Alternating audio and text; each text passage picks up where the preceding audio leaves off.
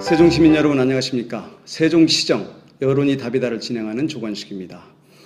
여러분께서는 2008년 1월 28일 창립된 대한민국 특수임무유공자회를 아시는지요? 혹시 모르신다면 1971년 8월 23일 서울 노량진에서 폭사한 실미도 부대원들과 2002년 3월 9일 서울 도심에서 LP가스통에 불을 붙였던 그런 시위를 했던 북파 공작원, 그들의 모임이라면 여러분들은 아시리라고 봅니다. 오늘 이 자리에는 자신의 목숨을 국가에 반납시킨 채 사설을 넘나들었던 북파 공작원 두 분을 모셨습니다. 먼저 우리 북파 공작원 세종특별자치시 지부장을 맡고 계신 이왕복 지부장님의 인사소개 말씀을 듣도록 하겠습니다. 안녕하십니까. 저는 세종특별자치시 대한민국 특수임무유공자회 세종특별자치시 지부장을 맡고 있는 이왕복이라고 합니다. 네. 반갑습니다. 반갑습니다. 그리고 같이 임원으로 계시는 우리 선생님 소개 말씀 부탁드리겠습니다. 안녕하십니까. 68년도 4월 28일 북파 공작원으로서 현지에 포섭됐던 윤기진입니다. 안녕하세요. 반갑습니다. 시청자 여러분께서는 북파 공작원에 대해서 잘 모르시리라고 봅니다. 우리나라가 맨 처음에 첩보부대를 만든 것이 해군이었습니다. 해군이 1948년 6월 16일 UDU라는 북파 공작원 창설을 하였습니다. 다음에 1950년 7월에 육군본부 정보국 공작과라는 일명 HID를 창설을 하게 됩니다. 그 이후 육군 HID는 1951년 3월에 독립첩보부대로 육군본부에서 떨어져 나와서 창설을 하게 됩니다. 이후 1961년도에는 AIU로 명칭이 바뀌었다가 1972년 다시 AIC로 명칭이 바뀌었습니다만은 육군 첩보부대 그러면 HID로 전체는 통용을 하고 있습니다. 다음에 1951년 5월에 미군 첩보부대 요원이었던 맥크라스라는 미군 첩보요원에 의해서 OSI 즉 공군 첩보부대가 창설이 됐습니다. 지금 두 분 나와 계십니다만은 우리 선생님께서는 HID 소속이었죠? 예. 네. 그리고 우리 지부장님도 역시 HID 소속이었고요. 예, 맞습니다. 네. 이 북파 공작원의 이 임무에 대해서 우리 선생님께서 간단하게 설명을 좀 해주시죠. 예, 우리 북파 공작원은 네. 1968년도 네. 2기생으로서 네. 활동했던 장군인입니다. 네. 당시에 인원은 1개 집단 7명의 1개 조를 해가지고 네. 적 지역에 침투해 들어가 네. 교란 및 작전 수행을 했던 이런 장본인입니다. 아, 그러시군요. 네. 네. 그러면 1968년도 1월 21일 북한 124 부대가 그 청와대를 급습하지 않습니까? 예, 예. 그래서 생긴 부대가 바로 684 실미도 부대인데요. 예. 그러면 실미도 부대 출신이신가요? 예, 저는 실미도는 아닙니다만서도 네. 설악산 684 68년도 네. 4월 28일 네. 이렇게 해가지고 684라고 제가 호칭하고 있습니다. 아, 그러시군요. 네. 그럼 우리 지부장님께서는 언제 그 북파 공작원으로 차출이 되셨죠? 예, 저는 1991년 네. 7월 달에 차출됐습니다. 아, 그러셨군요. 예. 그러면은 처음에 이 북파 공작원을 창설할 당시는 1950년대만 하더라도 구월산 부대 출신이라든가 아니면은 월북한 피난민들을 대상으로 이렇게 북파 공작원이 마련이 됐었는데 이후에는 이제 민간인 출신이라든가 군에서 차출을 하게 됐단 말이죠. 그러면은 우리 윤 선생님은 지금 군에 있을 때 차출된 겁니까? 아닙니다. 아니면 그럼 민간인 출신으로서? 예, 민간인 출신으로서 사회적으로 불행하게 떠돌다가 네. 포섭인들에게 네. 좋은 데 있으니까 한번 나라에 충성할 수 있느냐 네. 이렇게 해가지고 포섭돼서 간 곳이 바로 설악산입니다. 아, 그러셨군요. 그럼 우리 지부장님도 그 민간인 출신이었나요? 아니면 예, 민간 출신입니다. 아, 그러셨군요. 이게 이제 북파 공작원 같은 경우는 그 민간 출신과 그 군 출신 두 종류가 아니겠습니까? 그렇죠. 근데 민간인 출신 같은 경우는 제일 나이가 어린 사람이 14살 소년까지도 있었습니다. 그 당시에 이 군회를 가면은 이 이 북파공작원으로 이렇게 차출이 됐을 경우는 집하고의 그 연락도 두절이 되고 그렇지 않습니까? 그러다 보니까 이 소년병에서 북파공작원으로 임무를 마쳤다 하더라도 다시 그 영장이 나와서 군을 가게 되고요. 예, 그렇죠. 맞습니다. 네. 더군다나 이게 그 군번 없는 또 계급도 없는 북파공작원들은 특수임무상 뭐 그 두 가지를 다 갖고 있지 않았기 때문에 이런 분들 같은 경우는 다시 군대를 가서 군 복무를 마쳐야 되는 그런 여건이 있었고 또 군 같은 경우도 군인에서 차출이 된 사람은 이것이 그 군인이기 때문에 보훈 대상자가 되고 또 비용도 그 거기에 걸맞는 금액도 받고 그랬는데 민간 출신은 그게 안 됐단 말이죠. 그러니까 영장이 나와도 이게 군에 들어가 있는 상태이지만 영장이 나와서 연락이 안 되니까 이게 군 기피자가 되고 그렇죠. 또 군인 같은 경우도 마찬가지 그 우를 범한 경우가 있더라고요. 이게 그 군에서 제대하고 다시 이제 그 북파공작원으로 파견된 사람 같은 경우는 예비군 훈련을 받아야 되는데 예비군 통지서가 그 전달도 안 되고 있고 그러다 보니까 예비군 훈련 기피자가 되고 그래서 외국에 여행을 못 가게 되는 그러니까 하여튼 그 가슴 아픈 여러 가지의 일들이 있습니다. 특히 그 민간인 출신 같은 경우는 보면은 이게 그 군인이 아니라는 이유 때문에 보훈 대상자도 안 됐고 그렇죠. 또 훈련 과정에서 부상을 입거나 또 임무 과정에서 사살이 됐거나 한 분들도 그 보훈 대상자로서 대접을 못 받았단 말이죠. 그래서 이런 부분에 대해서 그 더군다나 두 분 다 민간인 출신이었기 때문에 여러 가지 국가에 대해서 하고 싶은 얘기가 많으실 것 같습니다. 우리 윤 선생님부터 좀 말씀을 해주시죠. 저는 생각만 하면 좀 눈물이 앞서요. 네. 68년도 4월 20일 날, 4월 10일 날 네. 길거리에서 어린 나이에 포섭돼가지고 그때 연세가 어떻게 되셨어요? 그때 아마 19인가 20이었어요. 네. 그때 포섭돼가지고 네. 그 포섭인이 뭐 나라에서 일을 하면은 평생 잘 살게끔 해준다. 네. 또 평생 네가 뭐 죽을 때까지 네. 좋은 집도 주고 네. 또 금액도 뭐 너희들이 너희 가정에서 일을 잘 편안하게 하여튼 살 수 있게끔 해준다 이렇게 네. 해서 네. 따라갔어요. 아 그러셨군요. 네. 따라갔는데 네. 처음에는 상당히 이 천막 속에서 네. 천막 속에서 비가 오면은 비가 그냥 막 천막 속으로 막 스며들고 이렇게 하는데 네. 하여튼 뭐 그 인간 개조예요. 이건. 네, 그렇죠. 완전 네. 훈련을 네. 이렇게 하고서 네. 이런 말을 해도 지금 와서 이런 말을 해도 뭐 괜찮을는지 모르지만 네. 같이 침상에 쭉 자면은 네.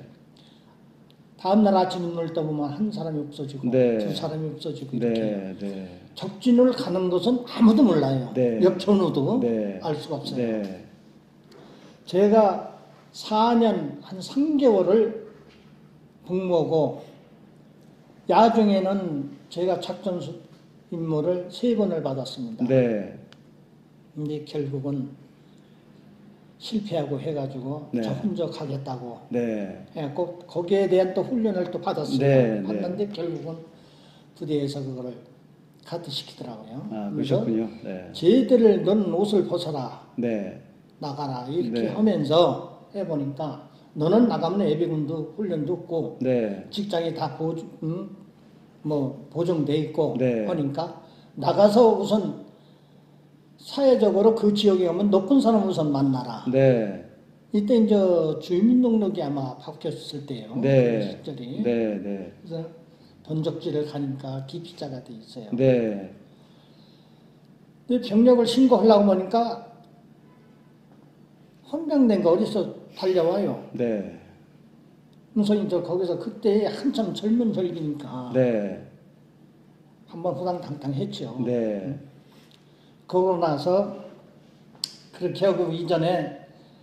하사관이 나를 인사 월급도 하나 그 돈에는 4년 동안 월급도 못 받았어요. 네. 손에 쥐어보질 못하고 네. 휴가도 네. 한 번 못 갔어요. 네, 네. 뭐 밖에 세상이라는 게 어떻게 한 줄도 모르고 네. 뭐냐 이 사회적으로 담배값이 뭔지도 저는 그 가격조차 몰라요. 그때 당시에는. 네. 근데 이웃 사람에게 그때는 그 간첩들이 많이 놓았고 수상하면 신고하고 이런 그 계절이기 때문에 그렇죠. 시절이기 때문에 네. 네. 간첩으로 제가 오인받았어요. 아, 그러셨군요. 네. 사회물정을 모르니까 네, 그렇죠. 간첩으로 오인받았고 원주에서 경찰 2트럭이 그 여관을 전부 둘러쌌어요. 네. 주인이 신고를 한 거예요. 네, 네. 주인을 숨겨갖고 아침에 나가려고 그러는데 경찰이 첨부했고 총불을 가슴에 대더라고요. 네. 그러면서 왜 그러냐? 나는 국가를 위해서 일을 한 사람이다. 네. 비켜라. 네. 이 집 주인이 당신이 수상하니까 간첩으로 저기 했으니까 가자. 네. 난 못 간다. 네. 헌병을 불러라. 네. 그래서 그 원주에 보면은 그때 당시에는 원주 헌병들이 교통신호를 했어요. 네. 네. 그래서 마침 이제 그 사거리를 나가가지고 시내 복판에서 헌병을 만나고 있으니까 헌병 중대장 경찰하고 얘기를 하더라고요. 네. 수상하니까 확인을 좀 해야 되겠다. 해갖고 이제 좀 있으니까 헌병 차가 오더만은 나를 싣고 헌병 부대로 간 거예요. 네. 네. 그 과정이 그때는 일체 누구에게도 말을 못해요. 네. 그래서 헌병감실로 제가 헌병이 뭔지 아나요? 모르죠. 네. 아무것도 몰라요. 헌병이 저 사람들이 그저 헌병이라는 것만 알았지. 예를 들어서 4년 3개월 동안 휴가 한 번 안 나왔지. 그냥 산속에서 그냥 철동 같은 훈련만 받았지. 네.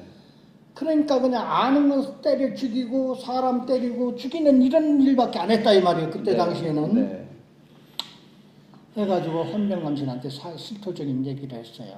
등을에 상처도 보여주면서 나는 4년 3개월 동안 대한민국 국가를 위해서 설악산에서 북파공작원에서 활동했던 원창본인입니다. 그러니까 지금도 그런 부대 몰라요. 네. 그러면서 고생을 했다고 하는데 그 과정이 벌써 하루가 지났어요. 그래서, 네. 네. 그래서 그 헌병중대장 신분위에서 그 숙소를 잡아주는데 자꾸 이제 그 집으로 가야 할 곳이 강원도 천암이었어요. 그때 당시에. 네. 네. 그러면은 숙소를 잡았는데 보초병을 딸려 보내가지고 밤새도록 보초를 지키는 거예요. 문 앞에서. 네. 그 다음날 이제 본적지 가서 병력 신고를 하는데 기피자로 되어 있어갖고 잡으러도 왔고. 네. 그래서 한바탕 또 소란을 피웠죠. 네. 그러는데 뭐 해먹을 거 없어요. 네. 직장에 잡으면 나가라. 네. 이리저리 피해 당해다 참 자살까지 하려고 무척 노력을 했습니다. 내가. 네. 살 길이 막막해가지고. 네. 그때 나이가 이렇게 저렇게 해보니까 21이니까 22살이었어요. 네. 그래가지고 결국은 끝내 직장 생활을 하다가 아부할 줄도 모르고 그냥 직장을 하다 연명을 이어고 지금까지 나온 거예요, 이게. 그러셨군요. 그러니까 그 당시에 이제 그 물색조라는 사람들이 그렇죠. 있었단 말이죠. 예, 예. 거기에 의해서 이제 이렇게 그 차출이 된 것이죠. 그렇죠. 근데 그 당시에 보면은 물색조가 그 북파공작원들에게 뭐라고 꼬임 말이라고 할까요? 그런 걸 했냐면 그 임무를 마치고 나오면 그렇죠. 5급 공무원으로 예. 특채를 해주겠다. 예, 예. 그리고 그 당시에 500만 원에서 1000만 원을 주겠다. 예. 그랬죠? 예. 그러면은 그 당시에 500만 원, 1000만 원이면 서울 집값이 당시 가격이 200만 원 정도 했으니까 그렇죠. 아마 그래서 예, 지원을 예, 한 것 같습니다. 네, 참 아유. 그때 시절에는 배가 고팠거든요. 모든 그렇죠. 사람들이 네, 다. 네. 근데 거기에 들어가서 산골짜기에 들어가서도 천막생활 하면서 엄청 배가 고팠어요. 네. 뭐 말로만 8호밥이었지 6호밥도 안 돼요. 그 밥을 먹고 한날 눈만 뜨면 선 타고 운동하고 사람 때리는 거 폭파시키는 거 이런 훈련만 아주 막 밤새도록 하는 거예요. 이게. 그랬죠. 이게 그 북파공작원 그러면은 훈련 강도가 일반인들하고는 좀 달랐죠. 그렇죠. 일반 군하고는 보통 우리가 그 논산훈련소나 훈련소 같은 경우는 그 그 조교 한 명이 40명 내지 50명 정도를 교육을 시키지 않습니까? 네. 근데 이제 특전사 같은 경우 특수임무를 띈 사람들 같은 경우는 조교 한 명에 한 10명 정도를 교육을 시킵니다. 네. 근데 이 북파공작원 같은 경우는 한 명이 한 명을 교육을 시켰단 말이죠. 그렇죠. 그리고 이게 교육 과정을 이렇게 들여다보면 이 북파공작원들이 차출된 사람들을 보면 키가 이제 우선 그 너무 커서도 안 되고 네. 왜냐하면 이게 그 삽으로다가 비트를 마련하는 것이 아니라 그렇죠.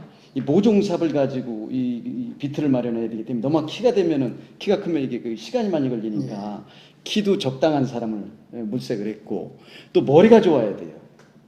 암기력도 뛰어나야 되고 네. 그 다음에 지도를 갖고 그 북파공작원으로서 넘어갈 수가 없으니까 이게 독도력도 있어야 네, 된다 이 말이죠. 맞아요. 독해력도. 네. 그리고 이게 운동신경이 또 뛰어나야 되니까요. 예를 들어서 달리기를 한다 그러면 일반인들이 지금 달렸을 때 평지를 12km를 달려라 그러면 55분대 주파하기가 어렵잖아요. 어렵죠. 근데 이 북파공작원 같은 경우는 30km 군장을 메고 네. 12km를 일반 평지를 달리는 게 아니라 산악지형을 달리잖아요. 그래서 55분대 이게 주파를 해야 되고. 네. 그렇죠? 또 거기에다가 이 수영도 잘해야 되고. 그렇죠. 그렇죠?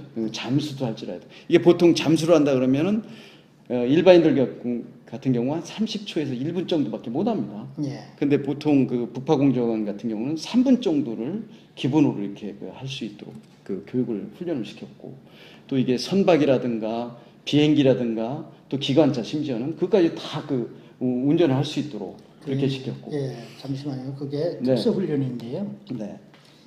저희가 특수훈련이라는 특수교육이라는 것은 지금은 무전 시설이 상당히 좋아요. 네. 옛날에는 이 우체국에서 이렇게 똔똔 두드리고 네, 네, 네. 1분에 150차, 200차를 쳐야 돼요. 그렇죠. 네, 네. 이렇게 쳐야 하는데 네. 한나 이거 하고 네. 수갑을 쳤으면 그 수갑을 풀리는 거, 그렇죠. 포성을 묶였으면 포성을 푸는 법, 네. 또 적지역에 가서 만이 하나의 대비를 위해서 차량을 설치해가지고 넘어올 때는 차량 교육 네. 했던 이 우리나라에서 저놈들이 할 수 있는 이러한 것을 다 배워요. 그렇죠. 공작원들은. 네. 이게 바로 특수훈련이에요. 그렇죠. 저는 4년간 이 설악산에서 교육을 받고 안과 생활을 하면서 네. 일반으로 친명히 안과 생활을 했는데요. 네. 날만 하여튼 어두웠다면은 저울을 딱 갖다 놓고 모래바나 35km, 40km 딱 탈아요. 네. 탈고 어깨다 미고서 계속 타는 거예요. 네. 그러면은 그 억산 훈련을 하고 배낭을 내놓고 뛰잖아요. 네. 안 보여요. 이래서 못 따라와요. 그렇죠. 그 우리 지부장님도 그런 훈련을 받았을 텐데요. 예. 일테면은 뭐 총기류다든가 이런 것들을 조립해서 분해해서 하는 것들도 배웠을 테고 예. 그 적군이 갖고 있는 총기류를 그 다음에 이제 그 소리 안 나게 그 공격을 하는 거, 젓가락을 던진다든가 또 드라이버를 던진다든가 칼을 던진다든가 하는 것도 다 배웠을 테고 또 특히 그 재미난 훈련 중에 하나가 면도날 하나로 이발을 하는 법도 있잖아요. 예. 그런 것도 하셨을 테고 정말 이 인간으로서 최고의 엘리트 코스를 밟지 않았나 그런 분들을 또 그 북파공작원으로 차출을 한 것 같고 왜냐하면 그만한 능력이 안 되면 차출되기가 어렵지 않습니까? 예. 그래서 그 특히 그 기억에 남는 훈련이 있으면 좀 알려주시죠. 저희가 이제 산악훈련이라고 있습니다. 네. 산악훈련 중에서 이제 산악구보를 아까 말씀하신 대로 네. 30km 배낭을 메고 먼저 군장을 하고 네. 그 산악기로를 12km를 1시간 안에 주파를 하는 평저 따지면은 12km라면은 100m를 20초대로 뛰어야 되는 그렇죠. 속도거든요. 그렇죠. 네. 그 속도를 해서 산악구장을 뛰다 보면은 어떤 모 선배는 그 절벽이 있습니다. 뛰다 보면은 네. 절벽이 너무 힘들다 보니까 그 절벽에서 야 이 뭐한 놈들아 잘 먹고 잘 살아라 하고 뛰어내리는 경우도 있습니다. 네. 뛰어내려서 자살. 자살하다 돌아가시는 분도 있고 네. 또 소위도 육공이라는 또 훈련이 있습니다. 네. 700km 정도 되는데 그 700km를 일주일 만에 주파해야 되거든요. 도피 네. 탈출이죠. 네. 도피 탈출을 하다 보면 그 훈련 중에도 그 또 아까 말씀하신 대로 잠복구를 파고 잠복을 파고 살때 또 아침에 새벽에 일어나면 새벽에 또 출발을 해야 되니까 새벽에 일어나면은 없어졌습니다. 그러니까 시내로 도망가고 네. 뭐 이런 경우도 많이 있었고요. 네. 그다음에 해상훈련 받다가도 노을성 파도나 이런 파도에 휩쓸려서 제 바로 밑에는 또 익사자도 있었고요. 그리고 또 훈련도 힘들지만은 가장 심한 게 어디든 마찬가지겠지만 내무반 생활입니다. 네. 내무반 생활에 저희 동기도 선배한테 맞아가지고 죽은 동기도 있고요. 네. 또 선배님 말씀들로 뭐 들어보면은 그 호철기 있지 않습니까? 옛날 저 빗자루. 그렇죠. 빗자루에 그 호철기로 죽을 때까지 때린 적도 있고 그래서 죽어서 그리고 모든 그에게 내무반 생활하다 맞아 죽거나 뭐 이게 죽으면은 모든 게 이제 훈련사로 됩니다. 훈련사로 되다 보니까 저희들은 어차피 보안이기 때문에 네. 그런 애로사항도 많이 있었고요. 지금 생각하면 생각할수록 가슴이 아프고 또 눈물이 많이 납니다. 그러시겠어요. 예. 원래 이제 이 북파공작원 훈련을 받고 사회에 진출할 때도 예. 그 훈련 내용이라든가 이런 것들을 일체 발설을 안 하는 조건 아닙니까? 그 당시에 보면은 지금 우리 윤 선생님이 684 HID 이렇게 모자를 쓰고 나오셨는데 우리가 실미도 영화를 또 북파공작원 하면 얘기를 안 할 수가 없지 않습니까?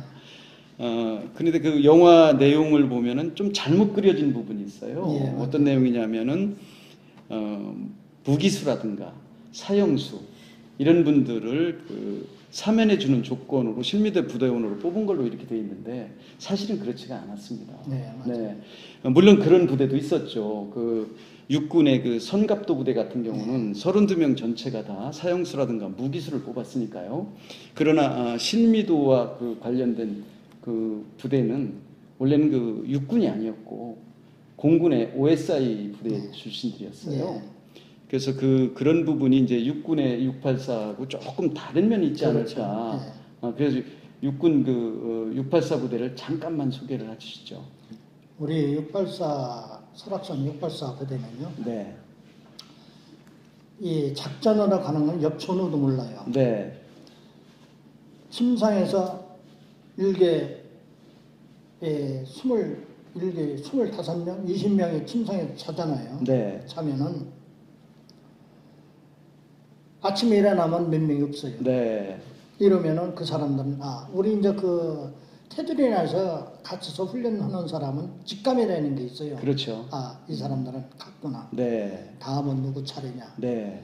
그러면 이제 그건 우리 직감으로 아는 거지. 네. 누구도 몰라요. 그렇죠. 그리고 다음 날 이제 훈련 갈 적에 훈련에서 연명대에 쭉 서면은 누구 이름을 불러요. 네. 주변이 더러우니까 네. 청소를 해라. 네. 이렇게 해요. 보고 훈련 갔다 오면 벌써 그 사람은 갔어요. 없어요. 네. 네. 이렇게 해서 그러니까 훈련 중에 사망을 한 거죠? 아니요, 사망한 게 아니에요. 그러면 임무 수행하러 간 거예요. 넘어간 거군요. 예, 네. 임무 수행하러 이제 간 건데 네. 옆에서 나와 함께 같이 자던 사람도 가서 포로가 됐어요. 네. 당시에는 네. 이렇게 하고 우리는 이제 한참 후에 마지막에 이제 설악산에서 배치가 됐고 안가로 넘어갔는데 네. 그때는 좀 특별부식이다 해갖고 밥을 좀 넉넉하게 먹고 네, 배가 부르고 네, 이렇게 네. 했어요. 네. 근데 그 훈련 과정이라는 것은 5m 근거리에서 대감을 10개 주고 10개 표적에 다 들어가야 돼요. 네. 네. 그리고 이병들 AK 소총 네. 이걸 가지고 이제 우리나라 실탄이 저쪽에 있는 놈들은 다 맞아요. 네. 이러기 때문에 그러니까 왜 이걸 만들었느냐 하니까 이런 식으로 왜 이렇게 만들었느냐 작전 시에 만약에 전투가 일어나면 저쪽 놈들 총은 우리나라 총이 안 맞지만 네. 우리나라 실탄은 저쪽 놈들한테 다 맞으니까 네. 쏴도 된다. 네. 이렇게 해서 아마 실탄을 그런 식으로 만드는 것 같아요. 네. 네. 그리고 이 훈련 과정이 얼마나 오르는가 35km, 40km를 짊어지고 뛰다가 7, 8월 달에 네. 진짜 거품을 묻고 쓰러지는 이런 대원도 있었습니다. 그러겠죠. 그런 것을 볼 때, 야, 저렇게 쓰러지나. 근데 이제 그런 과정을 다 걸쳐야지. 만약에 거기서 낙오가 됐다면은 다른 부대로 전출돼버려요. 네. 없어요. 그게 임무 작전 수행을 할 수가 없어요. 네. 오로지 임무 수행에 특출한 사람만 추려가지고 작전 수행을 할 수 있는 게 바로 북파공작원이라고 합니다. 그렇죠. 원래 이제 북파공작원 그러면은 1950년대부터 네. 1972년 7.4 남북 공동성명 그렇죠. 이루어지기 그 안에를 주로 이제 우리가 흔히 얘기를 합니다. 네. 그 당시에 보면은 대략 한 13,000여 명 정도가 북파공작원이었는데 지금 실종자로 처리된 분들이 7,726명. 예, 맞아요. 그러니까 실질적으로 이런 분들에 대한 그 예우를 좀 제대로 해줘야 된다. 그러니까 뭐 위령탑을 비롯해서 그 실종자들에 대한 그 예우도 해줘야 되고요. 또 훈포장도 그 제대로 해야 되고 그 국가가 약속한 부분들을 지켜야 되는데 우리나라가 이제 처음에 이 북파공작원에 대해서 그 인정을 할 수가 없었죠. 왜냐하면 정전협정 그 위반이 되기 때문에 예, 초반에는 이제 계속 그런 일이 없다라고 얘기했고 특히 이제 북한 같은 경우는 이게 호전적이고 이게 좀 그 안 좋은 이미지로 이렇게 우리가 그 이미지를 만들었었지 않습니까? 우리나라 군은 상당히 평화적이고 그렇죠? 예. 그러다 보니까 이제 그런 부분들이 가려졌습니다만은 2002년도에 법원 판결에 의해서 이제 북파공작원이 정식 인정을 받게 됐단 말이죠. 그래서 그 2002년도에 또 국회에서도 그 국가 예우 해주는 그 법률안을 개정도 했고요. 그럼에도 불구하고 지금 보면은 상당히 부족하지 않느냐.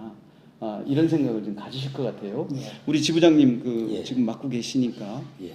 그런 부분에 대해서는 어떤 견해를 갖고 계신지요? 저희가 지금 2002년, 2003년 투쟁을 하면서 저희 네. 소위 투쟁이라고 하는데 네. 투쟁을 하면서 국가에 대한 많은 보상을 받았다고 명예회복이죠.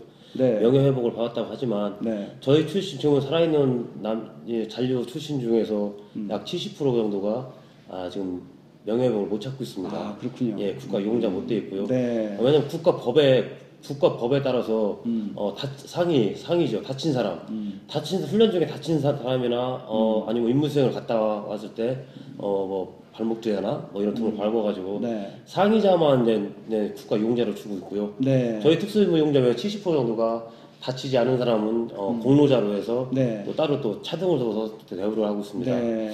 저희 북파공작원 소위 특수임무 용자와에는 아직까지도 명예회복을 위해서 투쟁을 계속 하고 있는 상태고요. 네.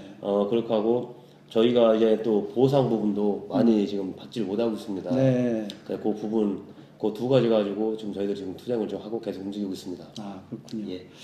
우리 윤 선생님 같은 경우 이제 68년도에 그 북파공작원으로 차출이 돼서 그 몇 번이나 예, 아까도 말씀드렸다시피 3번을 임무 수행을 받은 바 있습니다. 네. 네. 그거는 이제 우리 직감적으로 알죠. 내일은 우리가 간다. 네. 이런 직감적으로 하는 것이 3번이에요. 그러셨군요. 네. 네.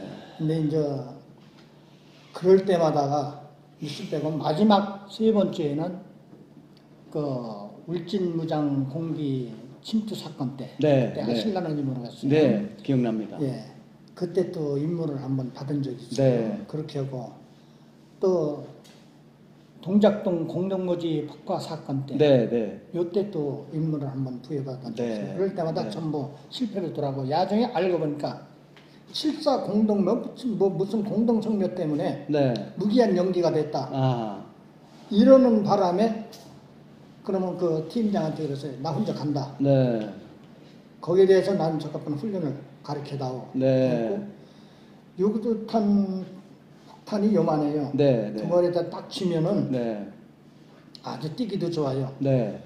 그거를 산악지대로 4km 가서 설치해놓고 4km 전방 후방으로 떼어놓고 다이얼만 그러면 터지는 거예요. 그렇죠.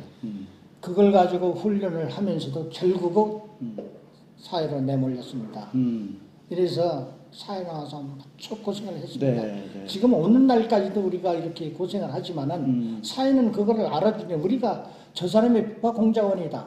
특수임무수행이 알아주지 않아요. 네.